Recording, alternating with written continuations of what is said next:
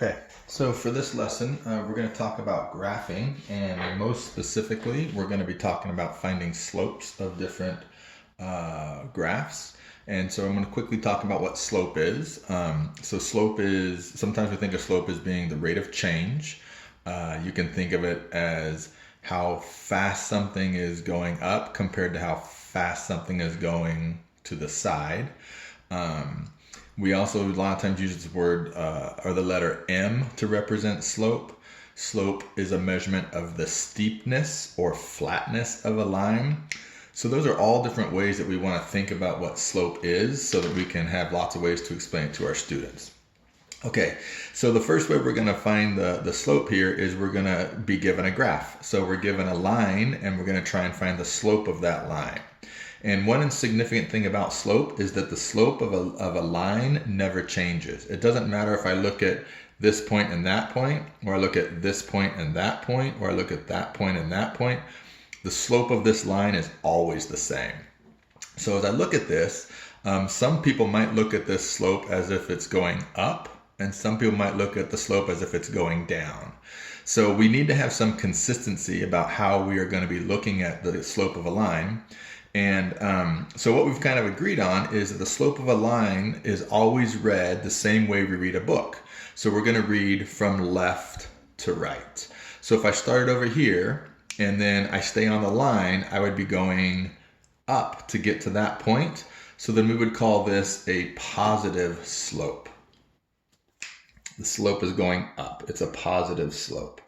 And that's a good thing to have your students pay attention to whenever they're looking at a graph. That way they can check to make sure their slope is actually the correct slope. So then if we look at this one over here, if I start at the left-hand side and go to the right, I would be going down.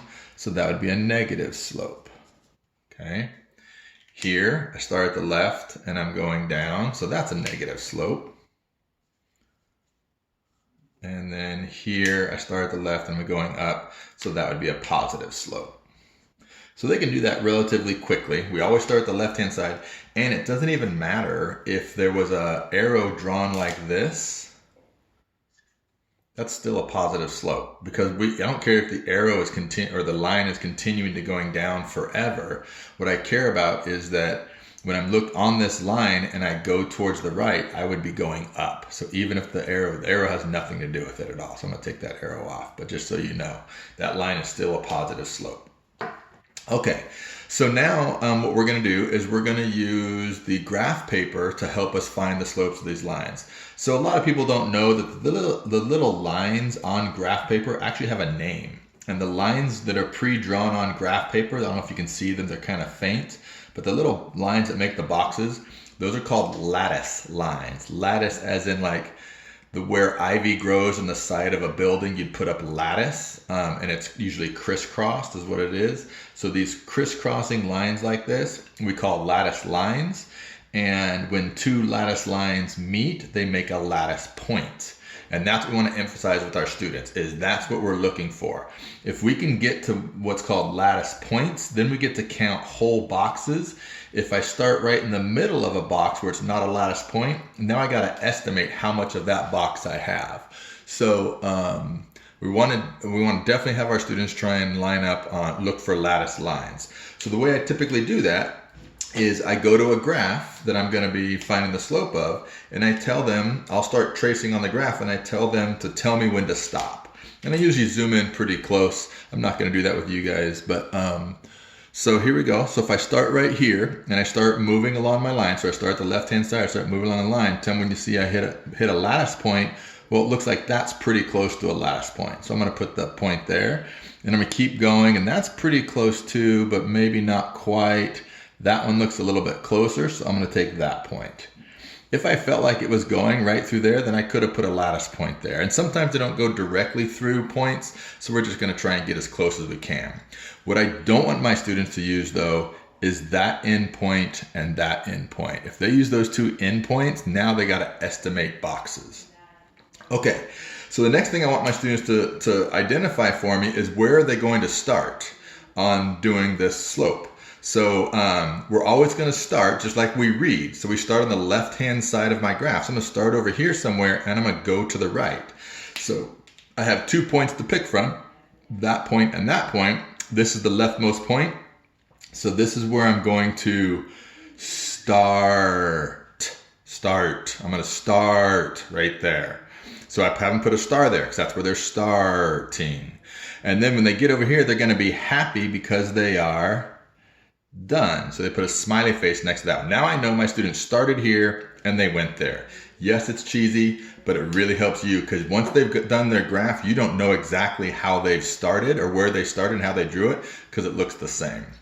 Okay, so next, oh shoot, I forgot one more thing about slope. So one thing that people, so we use M for slope, and it's, steepness or slantness or flatness, steepness, right, or flat. I forgot to write this stuff down. And then we also say that some people say it might be rise over run. That's something else that we hear, right? It's the rate of change. And in math and science, we a lot of times use the triangle to represent the word change. So that, like, a lot of times in science, you see it like delta T. That means the change of temperature. So the rate of change could be written as the rate and then a triangle. So rate of change. We'll use that symbol today as well. Okay, so if I start here, and they tell me that the slope is rise over run. That's a very typical thing for us to think of. Slope is rise over run. So if I'm at this point, I have to rise first because that's what it tells me. So I'm not going to run first. I'm going to rise first. So I'm going to go up 1, 2, 3 boxes. And since I went up, that's a positive 3. And then I'm going to go 1, 2 to the right. All right, so then I went up, rose 3, and went 2 to the right. So then my slope for this triangle is equal to 3 over 2. Because I rose 3, that was a rise over a run. Okay, so there you go. I just found the slope of that line. And here you can see the slope triangle. It makes a right angle. One thing you got to be careful with your students is that when they're drawing these slope triangles, some students that have some visual perception issues, they cannot stay on those lattice lines very well. They'll cross over into the middle of the line instead of going straight up and straight to the right. They'll go to the, at an angle. So you got to be careful of that because then their slopes will be off a little bit. So we want to try and help them stay right on those lattice lines, go straight down or straight up, and then always straight across to the right. Okay, so there's the slope, right, for that one. Now I'm going to go to the next one over here. So I see that I'm going to start here, and I have my students tell me when to stop. Looks like they'd tell me to stop right there. So there's a point right there. I keep going. Looks like I got another point right there. Again, the end points were not necessarily needed for this, so I don't use them. Now, which point am I going to start at? Well, I start at the leftmost point, so there's where I'm starting. And I'm going to come over here, and I'll be happy because I am done. Okay, so now on this one, I start at the leftmost point, and we know that slope is rise over run. So if I start at this point and I rise, that doesn't make any sense because I'm never going to get to that point. So I have a little bit of an issue when we teach this, and I've never had a student not tell me it's rise over run, except that sometimes it's not rise over run. Sometimes instead of rising, we are, and typically what students will tell me is they are falling, and that's exactly right. Slope is not just rise over run, it also could be fall over run. And I make my students tell me if it's a rise or a fall, because it doesn't make sense for me to call this a rise over run when I am not rising. In fact, I'm going down. So it's typically a fall over run when we are going down, which is negative. Okay, so it's going to be a negative slope. Now, that makes sense because we know this line is going to be negative. Okay, so if I start here, it's not a rise over run, it's a fall, and I'm going to fall 1. So to show that I fell, I put -1 there. That's how many I fell. And then I always run to the right. The nice thing about this technique is students will never go to the left. 1, 2, 3, 4. Students will never go to the left. They'll always run to the right. And going to the right is always positive. So this will take care of if my slope's going to be positive or negative. If I fall, it's negative. If I go up, it's positive. And then I always run to the right. And I have a big story about why right-handed people are better than left-handed people, but I'll save that for another day. Make sure I'm still on the board here. I am. Okay. So, so then for my slope on this one, my M is going to be equal to a fall over run. Actually, I'm going to do it over here. M is equal to a fall over run, which is, I fell 1, so that's -1 over 4, -1/4. Now, this slope triangle gives me a good opportunity to mention a little technique that's helpful. When your students do slope triangles, have them count outside of the triangle for their boxes, not inside. If you allow them to count inside, they're going to go 1, 2, 3, and then they don't think that box counts because it's super small inside of there. If they count outside the boxes, they go 1, 2, 3, 4, then they're counting the whole boxes because they know they have to get all the way over here. It's a slight little thing that I noticed over the years. Students that struggle count the inside of the boxes, and students that don't struggle tend to count the outside of the boxes. So I might as well just tell them, everybody count the outside of the boxes and avoid that mess altogether. Okay, so next we're going to go through the next two a little bit quicker because we kind of see the technique here. So first thing I'm doing is finding my lattice points. And so I see I have a lattice point right there, and I have another lattice point right there, it looks like. Maybe that one there. I don't know which one is really better, so I'm just going to go with the one I picked. Of course, these lines would be straight, if we had a real graph here. And so I start at the leftmost point, so there's my start, and there's my finish. And I'm going to go from here, I'm going to fall. So I now know that this slope is going to be a fall over run, which means it should be negative. So I'm going to go down 1, 2, 3. So I went down 3, and then I always run to the right, and that's always positive. So there is my down 3 and run to the right 2. So my slope is going to be -3 over 2.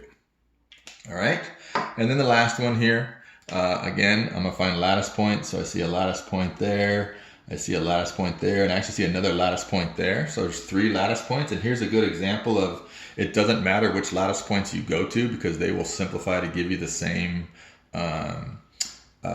slope. So I'm gonna go ahead and start at this one. There's my start, and I'm gonna go to that one up there at the top. So here I'm going to rise. So this slope equals a rise over run. So here I go 1, 2, 3, 4. So I went up 4, and that's positive. And then I'm going 1, 2. So that's 2 to the right, which is also always positive when you go to the right. So for this slope, it's going to be M equals 4 over 2. You don't have to simplify these, but I'm going to just this one time. So that would be 2 over 1. If I went to the different point, if I went to this point here instead of that point there, then I would have rose 1, 2 and ran 1 to the right. Well, that's 2 and 1, which is the same as there. So it doesn't matter which point you go to, you're going to get the same, an equivalent slope. Okay, one last thing that I'm going to mention to you that I always did when I was teaching this to my students is it matters to me where they do their slope triangles. Their slope triangle should not go on this side of the line. That is not correct because either they started at the right and they went to the left, which then confuses them as far as like I'm going up, so it's positive, so maybe it's a rise over run, or they might have started at the left, especially if you see the star and the smiley face. They start at the left, but instead of going up or down first, they went right first, then down. And what happens with those students is they end up inverting this because they go 1, 2, 3, 4, and then down 1. So they tell me the slope is equal to 4 over -1 instead of -1 over 4. So I'm kind of strict about where the triangles are. The triangle should always be more or less to the left of your line. That's to the left of the line, that's to the left of the line, that's to the left of the line, that's the kind of the left of the line. They should not be on this side. If they're on this side, I used to take a point off, even if they got the slope right, because that just leads to confusion and doing it wrong. So I didn't like where my green triangles were. I want them to be where the red and blue triangles are. Okay, so that's how we find the slope if we're given a graph. Okay, but what if we're not given a graph? What if we're just given points?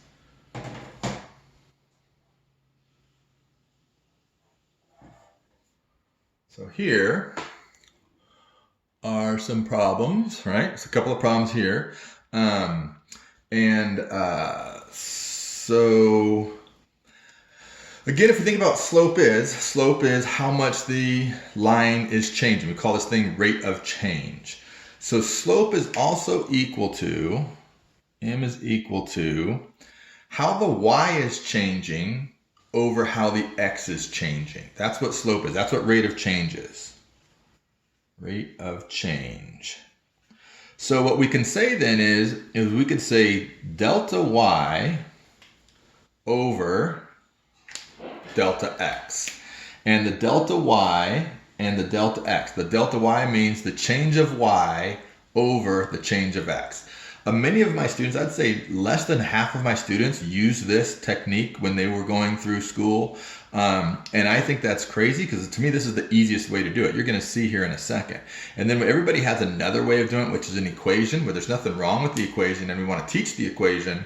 But the more students will get it right if we can teach delta y over delta x. So the slope is equal to change of y over the change of x. So here's how that would look like. So here's my first y, and how is it changing when I go from this number to this number? I will start over here at the left here. So going from 5 to 2, what am I doing? I'm subtracting 3. So the change of y is equal to -3 or -3. Then I look at my change of x. So I go from this number to that number. And what am I doing to get from 2 to 4? I'm adding 4. So my delta x is equal to 4. So my slope is -3/4, just like that. Okay, so it's literally that simple. You get a change of y over change of x. The other thing I like to do is, since delta y is on top and delta x is on the bottom, and that matters, they cannot flip that over. I always do my change of y on top of my pair and my change of x on the bottom of my pair. That way the 4 goes in the denominator and the -3 goes in the numerator. Okay, so let's do that again here. So we're going to have delta y over delta x, change of y over change of x.